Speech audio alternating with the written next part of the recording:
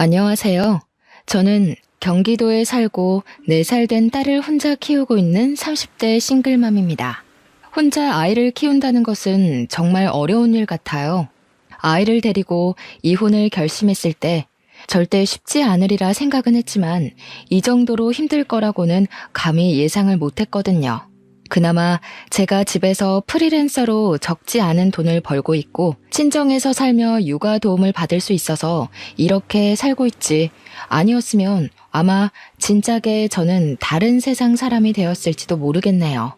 그래도 이젠 어느 정도 안정이 되어 예쁜 우리 딸과 친정 부모님과 함께 즐기며 잘 살아나가고 있네요. 저는 자존심이 정말 강하고 어떤 일에서든지 완벽해야 하는 성격을 가지고 있어요. 결혼 생활도 마찬가지였죠. 다른 누구보다 결혼을 잘해야 했고 완벽한 아내와 엄마가 되어야만 했어요. 하지만 제 삶은 제가 계획한 대로 흘러가지 않았고 결국 이혼을 하게 되었죠. 이혼하고 나서 주변에 이 사실을 알려야 하는데 입이 떨어지지 않더라고요. 그래서 아직도 친구들은 제가 이혼한 사실을 몰라요. 사실 이곳에 처음으로 이혼한 사실을 밝히는 것이랍니다. 솔직히 이혼하고 혼자 아이를 키우는 이야기가 듣기 좋게 들릴 분은 아무도 없겠지만 그래도 저의 살아온 이야기를 듣고 누군가는 여기서 살아갈 힘을 얻게 될 수도 있지 않을까 하는 생각에 큰 용기를 내어 사연을 보내요. 저는 앞서 말한 바와 같이 공부도 꽤 잘했고 좋은 대학 건축공학과를 나와 아주 좋은 회사에 입사했어요. 처음 입사한 회사였음에도 어린 친구가 일도 잘하고 성격도 좋다고 인정받으며 입사 동기보다 더 빠른 진급을 할 수가 있었죠. 이렇게 승승장구의 인생을 달리고 있는데 어느 날 모르는 번호로 문자가 왔어요. 혹시 이정희 씨 핸드폰 맞냐고요. 그래서 제가 이정희 맞는데 누구시냐고 했더니 제가 초등학교 때 정말 많이 좋아했던 남자 동창 김동근이었어요. 동근이와 저는 인생에서 가장 순수했던 초등학교 시절 서로 너무 좋아했어요. 우리는 항상 아침마다 만나 손을 꼭 잡고 등교를 했어요. 그 모습을 본 친구들이 다들 놀렸지만 그래도 꿋꿋이 손을 잡고 초등학교 6학년까지 같이 등하교했어요. 학교가 마치면 서로의 집에 놀러가 부모님께 인사를 드리고 같이 놀고 책도 읽고 간식도 먹으며 시간을 보냈죠. 전교생이 다 알고 선생님들도 다 알 정도로 유명한 커플이었지만 졸업 후 다른 중학교로 가며 자연스럽게 연락이 끊겼어요.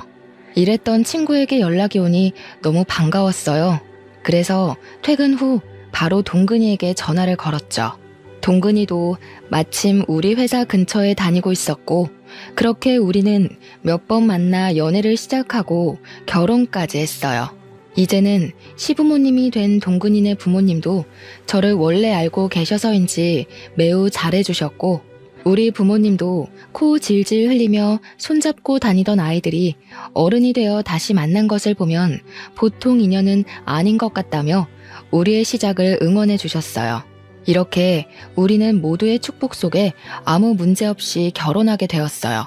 결혼 후 바로 저는 임신을 했어요. 임신한 후에도 꼼꼼하고 완벽을 추구했기에 회사에서도 여전히 인정받으며 일을 했고 집에서도 청소며 빨래며 음식이며 완벽하게 집안을 꾸려나갔어요.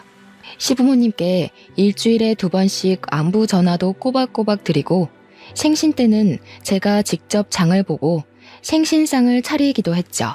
매일 아침 6시에 기상을 하고 8시면 집에서 나와 회사로 출근을 하고 7시에 퇴근해서 집에 오면 집안일하며 하루를 마무리했어요. 남편도 저를 틈틈이 도와주려고 했지만 남편 회사는 항상 일이 너무 많았어요. 그래서 야근하고 오면 매일 밤 10시나 11시였고 주말에도 걸핏하면 출근이라 집안일을 할 수가 없었어요. 그래도 저에게 너무 잘해주었어요. 그래서 남편이 집안일을 하나도 못해도 거기에 대해서 불만은 전혀 없었어요. 우리 둘이 합치면 돈도 적지 않게 벌고 집안에서도 회사에서도 정말 완벽에 가까운 생활에 행복함을 느끼며 살고 있었죠. 뱃속의 아기도 저의 행복함을 아는지 주스에 맞게 건강히 잘 크고 있었고 임신 9개월 차에 들어서며 1년의 육아휴직에 들어갔어요. 육아휴직 첫날 아침, 평소처럼 아침 일찍 눈이 떠졌어요. 남편은 출근하고 저는 집에서 그동안 회사 다니느라 바빠서 꾸미지 못했던 아기의 방을 정리하려는데 갑자기 진통이 오기 시작하더라고요. 가진통이라고 하기에는 너무 아팠고 주기도 제법 일정했어요. 뭔가 느낌이 이상해서 택시를 불러 병원을 향했어요. 병원에서는 출산이 시작되었으니 얼른 보호자에게 연락하라고 하더라고요. 저는 남편과 부모님 그리고 시댁에 연락을 했어요. 남편은 저의 연락에 바로 오고 시어머니도 바로 오셨어요. 그리고 부모님은 일이 있어서 지방에 내려가셨다고 빨라야 오늘 밤늦게 갈 수 있다고 하시더라고요. 저는 남편도 있고 시어머니도 있으니 걱정하지 말고 일 보고 천천히 오라고 말씀드렸어요. 본격적인 진통이 시작되면서 양수가 터졌어요. 그런데 아기가 위에서 내려오지 않는다고 하더라고요.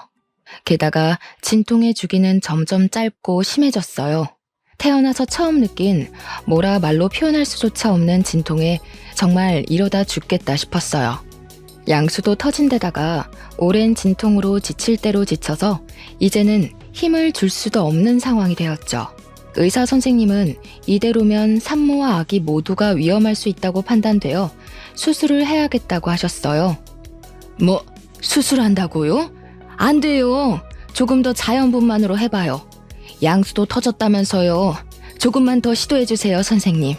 어머님, 지금 이대로 가면 아기도 위험하고 산모도 위험합니다. 지금 바로 수술해야 해요. 아유, 선생님, 수술하면 아기가 멍청해지고 허약하대요.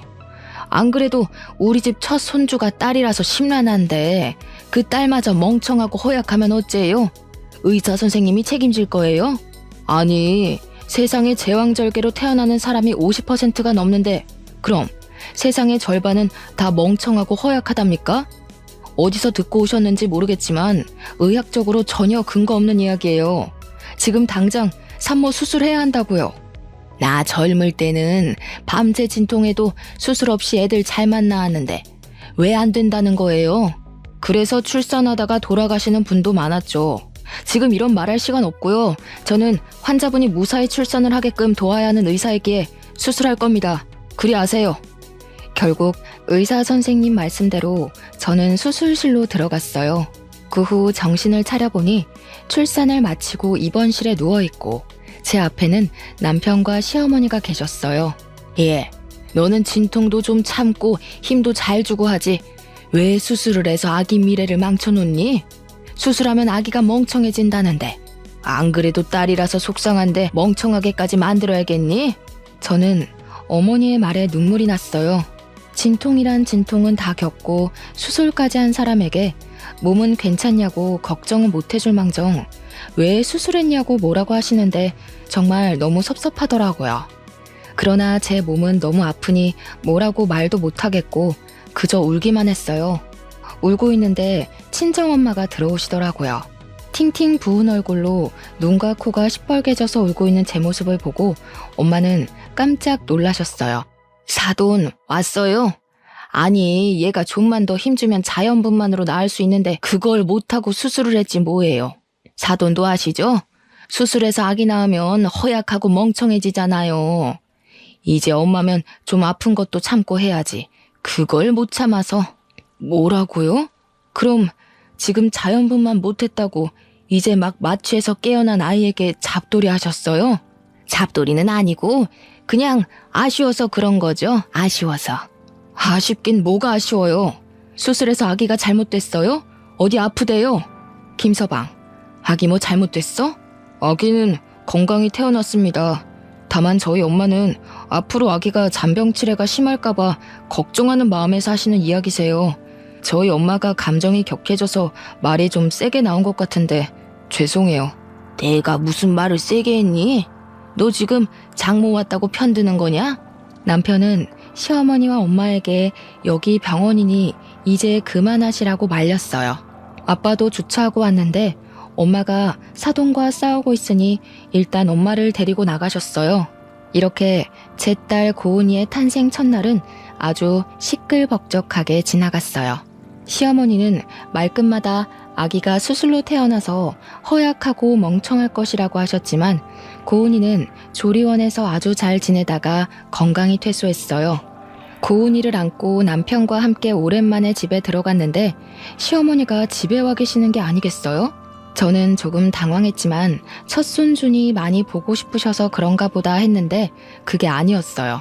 여보가 그동안 회사 다니느라 산후조리는 생각도 하지 못했잖아. 그런데 보니까 다들 조리원 후에는 산후조리 해주시는 이모님 도움받아서 산후조리 하더라고. 인제 와서 이모님 구하기도 힘들고 해서 내가 우리 엄마한테 여보 산후조리 좀 부탁했어. 사실 조리원에서 집에 오면서 목도 못 가누고 쥐면 아스러질 것 같은 이 신생아를 어떻게 씻겨야 할지 막막하기는 했어요. 아주 조금은 시어머니가 일하고 계시지 않으니 집에서 조금 도와주셨으면 좋겠다는 생각도 하긴 했고요. 근데 막상 정말 집에 시어머니가 계시니 조금 당황스럽더라고요. 그래도 남편이 저를 생각해서 이렇게 했다는 것이 고마웠어요. 그날 밤 저는 수유를 해야 하니 거실에서 자고 남편은 다음날 출근해야 하니 큰 방에, 어머니는 작은 방에서 주무셨어요. 고은이가 새벽에 배고프다고 울길래 모유를 먹이려는데 잘 되지가 않더라고요. 분명히 조리원에서 퇴소하고 집에 와서는 잘 먹었는데 밤이 되니 먹이도 않고 잘 물지도 못했어요. 고은이는 짜증이 났는지 더 크게 울고 그 울음소리에 어머니가 작은 방에서 주무시다가 나오셔서 무슨 일이냐고 물어보셨어요. 고은이가 우유를 먹지 못하네요. 배고파서 우는 것 같은데 일단 조리원에서 받은 비상용 분유라도 먹여야겠어요. 저 잠깐 분유 좀 타고 있을게요. 고은이 좀 안아주세요. 뭐? 아기 분유를 먹인다고? 사람이 사람 젖을 먹어야지 소젖을 어떻게 먹이니? 그래도 아기가 뭐 다른 거 대체해서 먹을 수 있는 것도 아니고 배고파서 이렇게 오는데 어떻게 해요? 아기한테 소젖 먹이면 애 성격 다 버린다. 안 그래도 수술해서 애는 멍청하고 허약할 텐데 너는 애한테 소젖 먹여서 성격도 드세네로 키우고 싶어? 시어머니는 우리 아들 내일 출근해야 해서 푹 자야 하는데 딸이라는 애가 아빠한테 도움이 안 된다며 우는 고은이를 빼앗듯이 안으셨어요. 그리고 고은이를 달래보려고 하셨지만 고은이는 역시 울기만 했죠. 기저귀를 갈아도 소용없었어요. 우리 동근이는 신생아 때도 모유도 잘 받아먹고 기저귀만 갈아줘도 한 번도 이렇게 안 울고 키웠는데 얘는 계집애가 왜 이렇게 유별나니? 네 성격 그대로 빼다 박았네 박았어. 어머니가 고은이를 안고 돌보며 왜 이렇게 우냐고 온갖 짜증을 다 부리시는데 저도 화가 나더라고요. 그래서 제가 고은이를 보겠다며 안고 모유를 다시 주려고 시도했어요. 역시나 고은이는 울기만 하고 먹지를 못했어요. 수술해서 나온 아이라 멍청해서 제 엄마 젖도 물지 못하나 보다. 그니까 엄마가 됐으면 좀 힘도 잘 주고 진통도 참을 것이지 그깟 진통 하나 못 참아서 의사가 수술하란다고 옳다쿠나 하고 수술했니? 시어머니는 고은이가 울 때마다 애가 저를 닮았다고 하시고 수술해서 나와서 성격이 이 모양인 것 같다는 말도 안 되는 소리를 계속 하셨어요. 그런 이야기를 듣고 있자니 화가 났지만 당장 고은이가 죽을 듯이 울어대서 시어머니의 잔소리에 일일이 대응할 만큼의 여력이 되지 않았어요. 결국 고은이는 울다가 새벽녘이 되어서야 잠이 들었어요. 고은이는 아침에 남편이 출근하고 난 이른 아침에도 모유를 여전히 먹지 못했어요. 고은이는 집이 떠나가라 울었어요. 밤새도록 모유만을 고집하시던 어머니는 결국 젖병에 분유를 타서 오셨어요. 젖병에 분유를 타서 주자 고은이는 허겁지겁 먹더라고요. 소젖 다 주니까 잘 먹네. 사람이 사람 젖을 먹어야지 소젖을 저리 먹으면 어째? 안 그래도 성격이 고약할 것 같은데 한 손가락 했어. 안 그래도 수술해서 몸이 비실비실할 텐데 걱정이다 걱정이야. 어머니는 고은이가 분유 먹는 모습을 보며 매우 못마땅해 하셨어요. 화가 났지만 전날 밤부터 지금까지 고은이의 울음소리에 저도 지칠 대로 지쳐서 뭐라고 대꾸할 힘도 없더라고요. 그래서 그냥 또 그러려니 하고 넘겼어요. 고은이가 분유를 다 먹고 잠이 들고 저도 아침을 좀 먹으려는데 어머니가 미역국을 한 솥 끓여 놓으셨더라고요. 어머니는 고은이도 이제 잠잠해졌으니 같이 아침 먹자고 상을 차려주셨어요.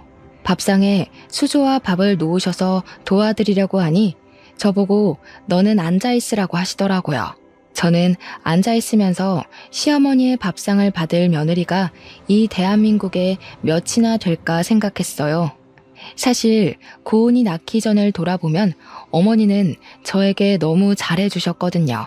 제가 임신했을 때 먹고 싶은 음식이 있다고 하면 바로 만들어주시고 시댁에서도 설거지 한 번을 시키지 않으셨어요.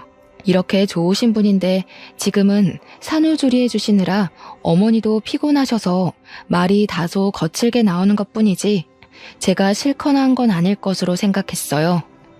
정말 감사히 밥을 먹으려는데 제 미역국 그릇에는 미역에 국만 없이 맑은 국물만 있고 어머니 본인의 국그릇에는 미역에 소고기까지 잔뜩 있더라고요. 어머니, 저를 생각해서 이렇게 미역국 끓여주신 건 너무 감사한데요. 저도 미역 좀 주세요. 미역을 많이 먹어야지 붓기도 빨리 빠지고 회복이 잘 된대요. 저는 제가 이 말을 하면 어머니가 본인의 국그릇을 제 국그릇과 바꿔주실 줄 알았어요. 그런데 어머니는 미역이 하나도 없다며 점심때 준다는 말씀만 하시고는 혼자 미역과 소고기를 다 드셨어요. 저는 기분이 확 상해서 밥 먹기 싫었지만 먹는 것 가지고 뭐라고 하는 것도 좀 그래서 그냥 꾸역꾸역 먹었네요. 아침 이후 점심, 저녁 식사에 모두 제 국그릇엔 소고기는커녕 미역도 없었어요. 그뿐만 아니라 고은이가 울 때마다 어머니는 내가 수술로 아기를 낳아서 애가 이 모양이라고 하시며 한 번은 안아주시지 않았어요. 오히려 어머니는 작은 방 문을 걸어 잠그시고 낮잠을 주무시거나 핸드폰으로 영상을 시청하셨죠. 저는 그 시간 동안 우는 고은이를 돌보느라 제대로 쉬지도 못했네요. 고은이가 울다가 잠이 들고 어머니도 낮잠을 주무실 때 물 좀 먹으려고 냉장고를 열었는데 남편이 좋아하는 매운 반찬이 가득하더라고요. 솔직히 모유 수유를 생각보다 일찍 끝내서 저도 먹을 수 있었지만 만약에 지금 모유 수유 중이었다면 이 집에서 제가 먹을 수 있는 것이라곤 미역과 소고기 하나 없는 미역국뿐이었어요. 냉동실을 보니 저는 항상 비상용으로 국을 얼릴 때도 전자레인지 사용이 가능한 용기에 소분해서 얼렸는데 비닐봉지채로 국이 얼려 있더라고요. 그 밖에 생선, 오징어도 비닐봉지 그대로 얼려 있었어요. 한마디로 냉동실은 난장판이 되어 있었어요. 당장 다 꺼내서 정리하고 싶었지만 고은이가 또 울어서 어쩔 수 없이 그냥 두었네요. 그렇게 전쟁 같은 하루가 지나고 밤이 되어 남편이 퇴근했어요. 어머니는 남편이 오자마자 오늘 미역국 끓여서 제 밥상 차려주고 고은이도 봐주느라 온몸이 쑤신다고 하셨어요. 어머니의 이야기만 들은 남편은 세상에 이런 어머니가 어딨냐며 우리 엄마한테 효도하라고 하더라고요. 어머니가 제 밥상을 차려주시기는 했지만 고기나 미역이 하나도 없는 맑은 국만 차려주셨고 고은이를 봐주기는커녕 종일 단 한 번도 안아주시지도 않았는데 그런 이야기를 듣고 있으니 짜증이 나더라고요. 어머니는 오늘 종일 작은 방에서 주무시거나 핸드폰만 보고 계셨잖아요. 고은이를 안고 먹이고 씻기고 한 건 전데 왜 어머니가 온몸이 쑤시는지 모르겠네요. 아까 잠깐 낮잠 잔 거로 그러는 거니? 어제 고은이가 우는 통에 잠을 거의 못 잤잖아. 그래서 피곤해서 잠깐 작은 방에서 잠을 잔 거였는데 그때 고은이가 많이 울었나 보네. 우리 아가 오늘 힘들었겠다. 내일은 내가 고은이 많이 볼 테니 넌 좀 쉬어. 알았지? 아들 앞이라고 목소리가 싹 바뀌어서 사근사근하게 이야기하시는데 정말 기가 막히더라고요. 저는 소고기나 미역 하나 없는 미역 국물만 먹었다고 이야기하려고 했지만 종일 일하고 온 남편이 너무 피곤해 보여서 더 이야기하지 않았네요. 이렇게 속 터지고 답답한 생활이 일주일째 계속되었어요.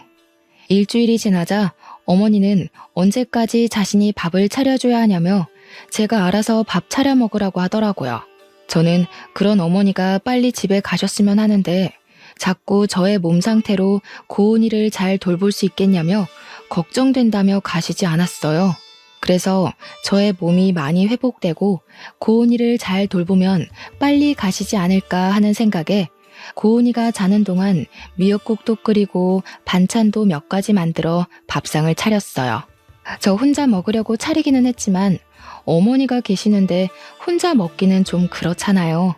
그래서 어머니께 식사하시겠냐고 여쭈니 알겠다고 하시더라고요. 그렇게 둘이 말도 없이 어색한 식사를 마쳤어요. 다 먹고 나서 아직 어머니가 설거지 정도는 해주시리라 기대했지만 역시나 설거지도 제 몫이었어요. 그렇게 저 혼자 반찬하고 아기 보고 어머니 배고프시다니 밥상도 차리고 설거지도 하는데 과연 이것이 저의 산후조리인가 아니면 시어머니의 산후조리인가 싶더라고요. 답답한 마음에 밤에 어머니 주무실 때 남편에게 하소연도 했지만 남편은 어머니라고 편하시겠냐며 나이 드시고 힘드신데 그래도 며느리 생각해서 이렇게 계시는데 조금만 더 참으라고 하더라고요. 제가 회복되는 모습 보면 바로 가실 것이라고요. 그렇게 힘들고 답답한 일상을 이어가던 중 제 여동생 정은이가 조카 고은이를 보러 왔어요. 정은이는 고맙게도 제가 평소에 좋아하는 멜론을 사왔더라고요. 어머니는 정은이가 가져온 멜론을 보며 자신도 멜론을 너무 좋아한다고 하시며 멜론을 가져가시더라고요. 그러더니 주방에서 멜론을 깎으시길래 우리에게 주시려는 줄 알았는데 깎은 멜론을 들고 잘 먹겠다며 작은 방에 들어가셨어요. 결국 손님으로 온 정은이가 자신이 사온 멜론을 직접 깎아서 먹었답니다. 이후 고은이를 보며 이런저런 이야기를 하다 보니 점심시간이 되었어요. 제가 같이 점심을 먹으려고 밥을 하려고 주방에 가니 정은이가 놀라서 쫓아오더라고요. 언니는 산후조리 중인데 왜 밥을 하냐고요.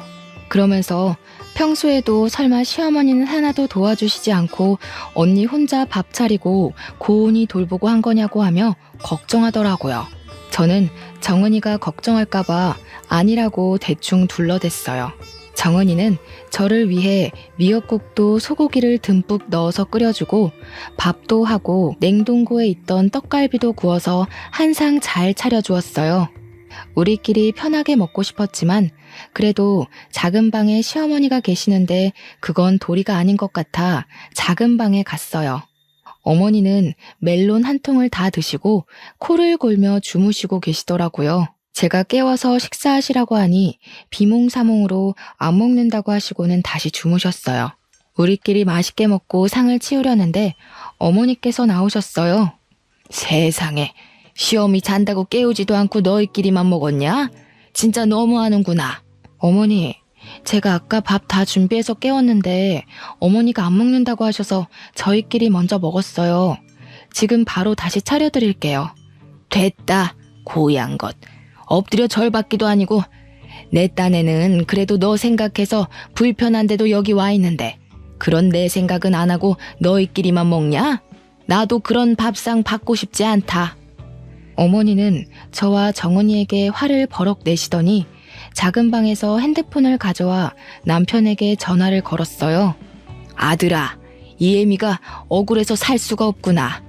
나 딴에는 착한 시어머니 노릇하고 싶어서 며느리 힘들까봐 산후조리 도와주러 왔더니만 이년은 미역국이 맛이 없다느니 하면서 나한테 타박만 하는 거 아니냐? 아들아, 내가 이렇게 힘들게 사는구나. 어휴, 이걸 말할 사람이 우리 아들밖에 없어서 전화했다. 그래, 저녁에 보자꾸나. 없는 말까지 지어내는 시어머니의 충격적인 두 얼굴에 할 말을 잃고 말았습니다. 시모는 자신의 방에 들어가서 나오지 않길래 여동생이랑 오랜만에 이야기도 나눌 겸 작은 방으로 들어가서 고은이랑 같이 놀아주고 있었어요. 그러다 제가 깜빡 잠이 들고 말았는데 여동생이 저를 급히 흔들어 깨우더라고요. 눈을 뜨자마자 시어머니의 까랑까랑한 목소리가 제 귀를 찌르더군요. 너네 지금 나 왕따 시키니? 아니, 너희들끼리 음식도 맛있는 거 시켜 먹으면서 하하호호 작은 방에서 무슨 얘기를 그렇게 오래 하니? 너희 설마 시엠이 흉 봤니? 맞네, 맞아. 내가 그렇게 안 봤는데 사돈 처녀까지 한통속이네. 서러워서 살겠니? 어휴. 일방적으로 말을 쏟아내고 방문을 쾅 하고 닫고 나가셨습니다. 저는 잊지도 않은 말을 술술 지어내는 어머니의 행동에 너무 당황했어요. 그리고 정은이에게 이런 어머니의 모습을 보여주기 부끄러워 일단 정은이는 집으로 급히 보냈어요. 그날 저녁, 매일 야근으로 늦게 오던 남편이 칼퇴근하고 일찍 집으로 왔어요. 아까 엄마가 전화해서는 처제 불러서 어머니 흉봤다던데 사실이야? 너는 어떻게 너 산후조리 해준다고 오신 엄마한테 그렇게 할 수가 있어? 얘야, 됐다. 안 그래도 아기 낳고 힘들 우리 며느리한테 그런 소리 하지 마. 원래 여자들이 아기 낳고 하면 우울해서 조그만 일에도 서운해하고 그런 거야. 아기 신생아 때는 남편과도 죽일 듯이 싸우는데 시어미인 나한테는 얼마나 그간 불만이 많았겠니? 어머니가 나를 다 이해한다는 식으로 얘기하시며 화난 남편을 달래시는데 제가 귀신에 홀린 것도 아니고 이건 뭔가 싶더라고요. 솔직히 그동안 어머니 고은이 한 번도 안아주시지 않으셨어. 그래, 그건 이해해. 고은이는 어머니 딸이 아닌 내 딸이니까. 그런데 산후조리 해주신다고 오셔서 내가 삼시세끼 밥상 다 차려드리고 설거지도 했어. 알아? 지금 고은이 갓 출산한 것도 아니고 이제 이 정도 지났으면 밥도 하고 설거지도 좀 할 수 있는 거 아니야? 그럼 뭐 평생 산후조리랍시고 우리 엄마 밥상만 받아 먹으려고 했어? 그리고 처음에는 우리 엄마가 너 미역국도 끓여주고 했잖아. 미역국? 그래, 미역 국물 끓여주셨지. 미역국이라고 주셨는데 국에 고기는커녕 미역 한 줄기도 안 보이더라.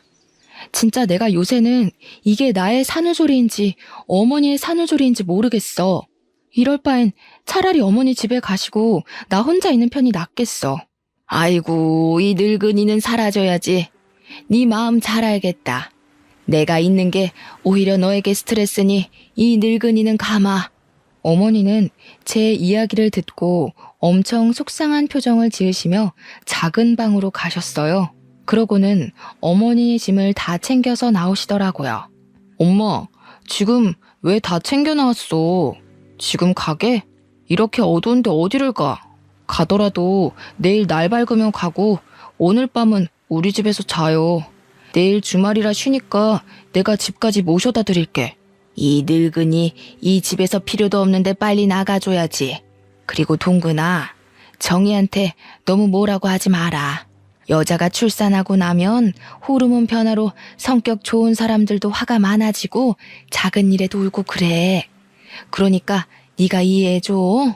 야, 너는 엄마가 이렇게까지 널 생각하는데 그 앞에서 엄마 꼭 그딴 말을 짓거려야겠냐? 어? 남편은 제 화를 주체하지 못해 제게 소리를 질렀고 그 소리를 듣고 고은이는 깜짝 놀라 자지러지게 울기 시작했어요. 우는 고은이를 데리고 일단 큰 방으로 들어가 진정시키는데 저도 서러워서 눈물이 나더라고요. 그렇게 저도 울고 고은이 울며 밤을 보냈답니다. 다음날 저녁 때 깜짝 놀란 고은이는 새벽 내내 자다 깨서 울었어요. 그 덕에 저도 고은이를 달래다가 새벽녘에 겨우 잠이 들어 늦잠을 잤어요. 큰 방에서 일어나서 나가려는데 어머니와 남편이 거실에서 작은 소리로 이야기를 하더라고요.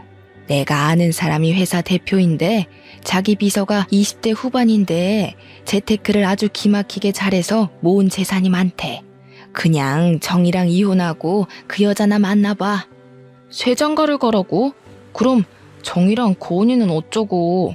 아들도 아니고 딸인데 그냥 양육권 쟤 줘버려. 어제 보니까 정이 성격이 보통 성격도 아니고 고은이도 수술해서 나와서 보나마나 멍청할 것이고 엄마 닮아 성격도 좋지 않을 거야. 괜히 전현들에게 발목 잡히지 말고 이혼해서 새 출발해. 엄마, 아무리 그래도 그건 아니지. 사람이 어떻게 자기 처자식 버리고 새 출발을 해? 이미 그 회사 대표한테 다 이야기했어. 전 그러면 그냥 가서 밥만 먹고 와. 밥은 먹고 올 수 있잖아. 날짜도 이미 다음 주 저녁으로 잡았어. 밥만 먹어, 밥만. 알겠지? 저는 어머니의 얘기를 듣고 기가 막혔어요. 그런데 여기서 다 들었다고 나가면 분명히 어머니는 시치미를 뚝 떼며 아니라고 할 것이 분명해서 일단 듣고 가만히 있었어요. 방에 있는데 생각할수록 어이가 없어서 정은이한테 카톡으로 제가 들은 이야기를 다 말했어요. 그런데 정은이가 뭔가 자기 이야기 같다고 하는 거예요. 얼마 전에 회사 대표님이 자기에게 좋은 사람이 있다며 소개해준다길래 다음 주에 날짜를 잡았다는 거예요. 생각해보니 정은이도 회사 대표의 비서예요. 그리고 어릴 때부터 금융에 관심이 많아서 주식, 부동산 등에 투자하며 돈을 잘 굴렸고 그래서 지금 가진 돈도 많아요.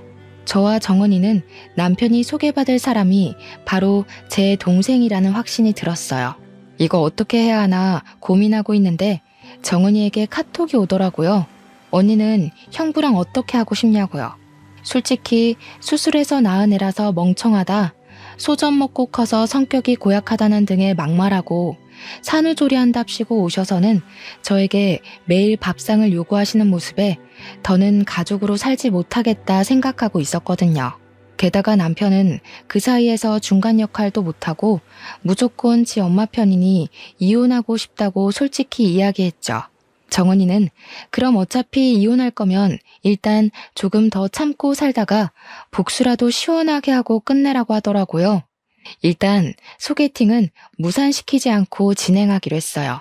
단 시어머니와 남편이 여동생의 얼굴을 알고 있으니 연기자 준비를 하는 여동생 친구에게 부탁해서 대신 나가달라고 했죠. 그리고 다음 데이트 약속까지 잡고 오라고 부탁했어요. 드디어 소개팅 날.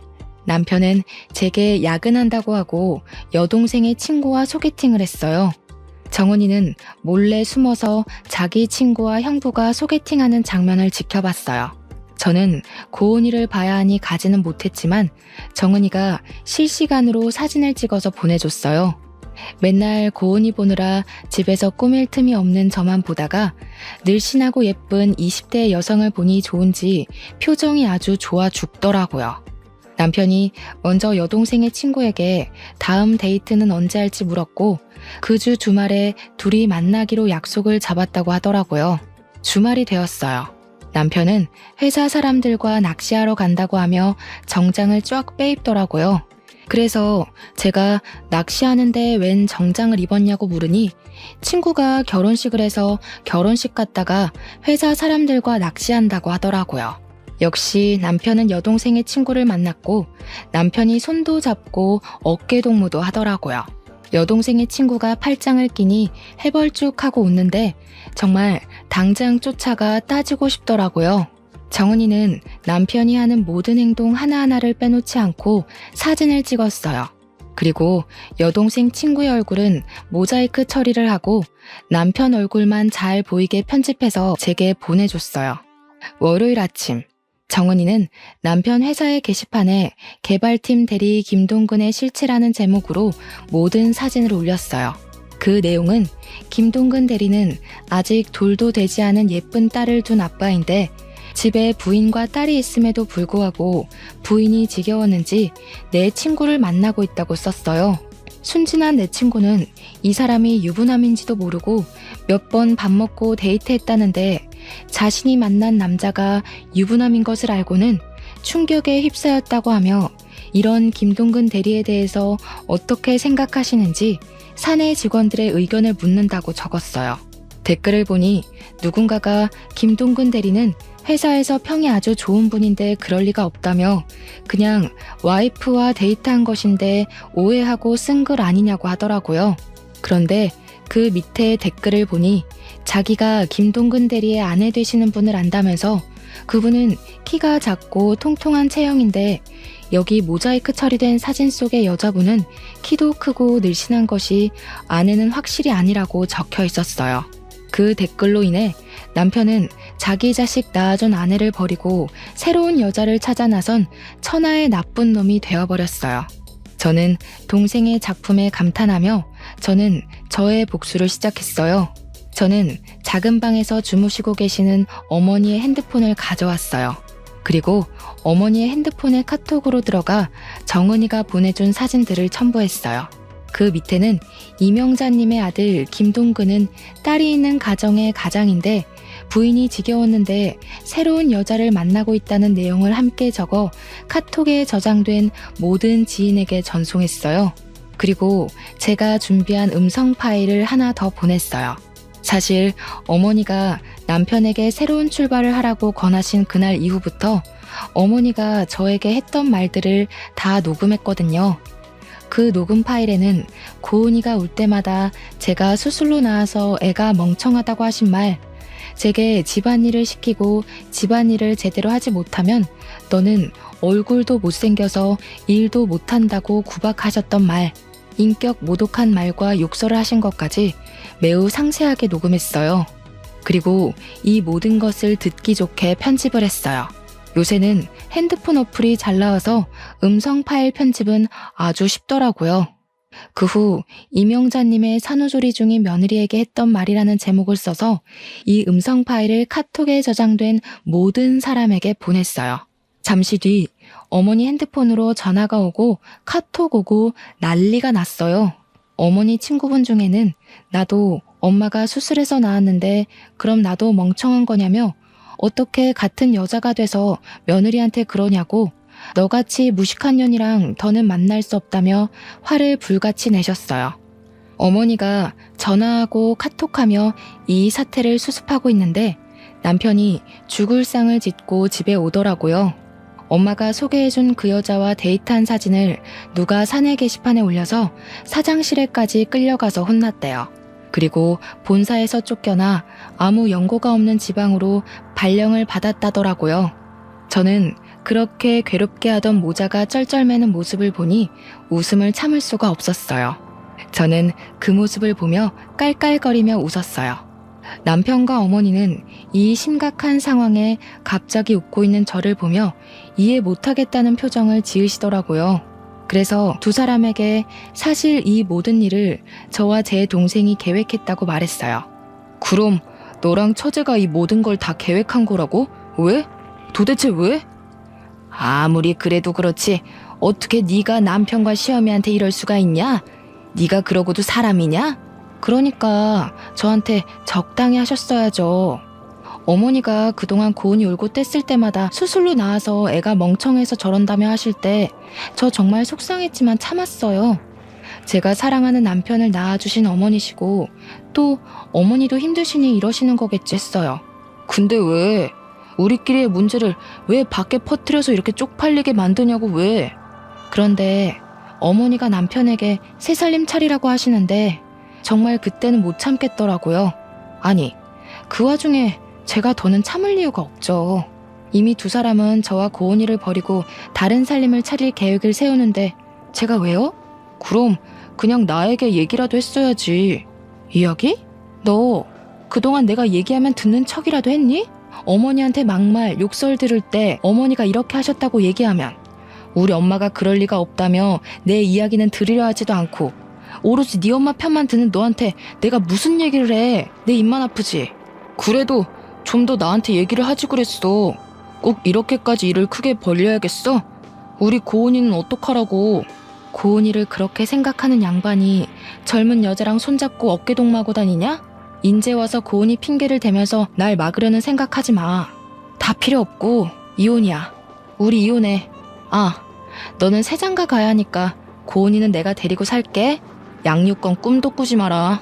저는 남편과 어머니께 그동안 참고 왔던 모든 서러운 것들을 다 이야기했어요. 그리고 저와 고은이의 짐을 챙기고 고은이를 안고 집에서 나왔어요. 남편과 어머니는 망연자실한 표정으로 주저앉아 이제 어떻게 사냐며 울고 있더라고요. 밖으로 나가니 이미 정은이가 와 있더라고요. 정은이의 도움으로 짐을 싣고 차에 타 친정으로 갔어요. 엄마는 정은이에게 들어 대충 제 상황을 알고 계셨어요.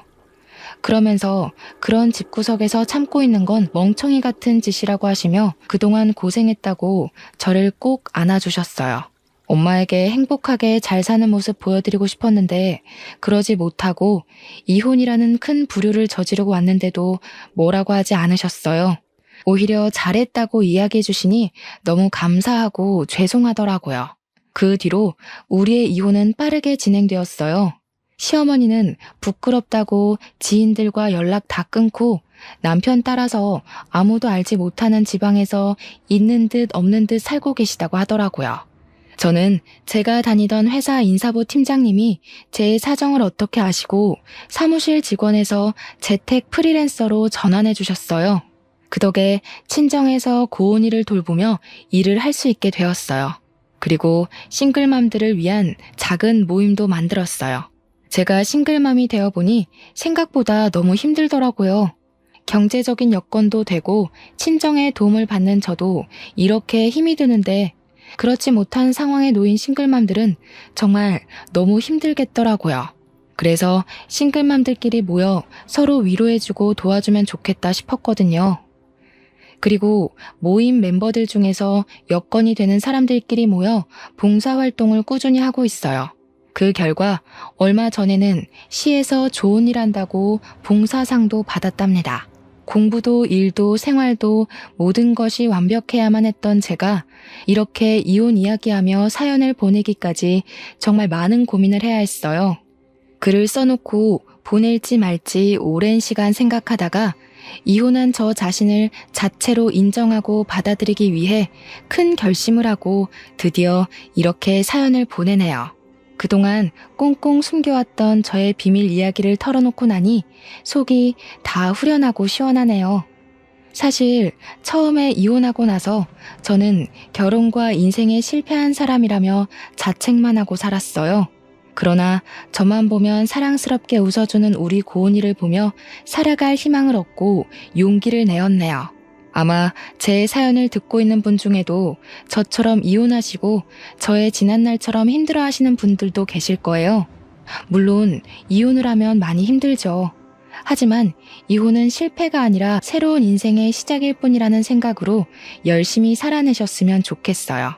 저 역시 이혼의 아픔을 딛고 이겨내서 앞으로도 더 열심히 살아가겠습니다. 제 아무리 추운 겨울이라고 해도 시간은 흐르고 흐르면 언젠간 반드시 따뜻한 봄날이 오잖아요. 지금 너무 힘든 시간을 보내고 있다고 해서 너무 절망에 빠져 있지는 마세요. 언젠가 우리의 인생이 흐르고 흐르다 보면 반드시 봄날이 올 것이에요.